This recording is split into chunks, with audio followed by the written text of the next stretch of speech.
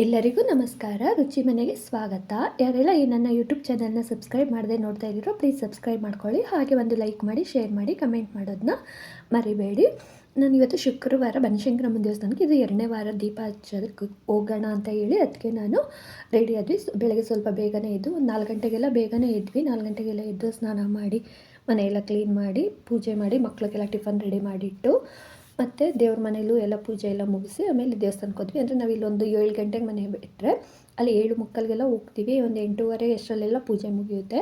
ಪೂಜೆ ಎಲ್ಲ ಮುಗಿಸ್ಕೊಂಡು ಬೇಗನೆ ಮನೆಗೆ ಬರ್ಬೋದು. ಅಂದರೆ ಜನನೂ ಯಾರೂ ಇರಲ್ಲ, ದೇವ್ರ ದರ್ಶನವೂ ಚೆನ್ನಾಗಾಗುತ್ತೆ, ಪೂಜೆನೂ ಬೇಗನೆ ಮುಗಿಯುತ್ತೆ ಅಂತ ಹೇಳಿ ನಾವು ರಾಹುಕಾಲದ ದೀಪ ಹಚ್ಚಕ್ಕೆ ಹೋಗ್ತಾ ಇಲ್ಲ. ಅದಕ್ಕೋಸ್ಕರ ಬೆಳಗ್ಗೆನೇ ಹೊರಟೋಗ್ತೀರಿ. 7 ಗಂಟೆಗೆಲ್ಲ ಮನೆ ಬಿಡ್ತೀವಿ. ಸ್ವಲ್ಪ ಬೇಗ ಇದ್ದರೆ ಬೇಗನೆ ದೇವಸ್ಥಾನಕ್ಕೆ ಹೋಗ್ಬೋದು, ದರ್ಶನವೂ ಚೆನ್ನಾಗಾಗುತ್ತಲ್ಲ. ಆಮೇಲೆ ತುಂಬ ರಶ್ ಇರ್ತಾರೆ ರಾಹುಗಾಲ ಟೈಮಲ್ಲಿ, ಅವಾಗ ಆಗಲ್ಲ ಅಂತ ಹೇಳಿ. ಅಂದರೆ ನಾವು ಆ ರಾಹುಗಾಲದ ಪೂಜೆಗೆ ಅಂತ 10 ಗಂಟೆಗೆ ಹೋದರೆ ಮನೆಗೆ ಬರೋಷ್ಟರಲ್ಲಿ 3 ಗಂಟೆ 4 ಗಂಟೆ ಆಗೋಗುತ್ತೆ.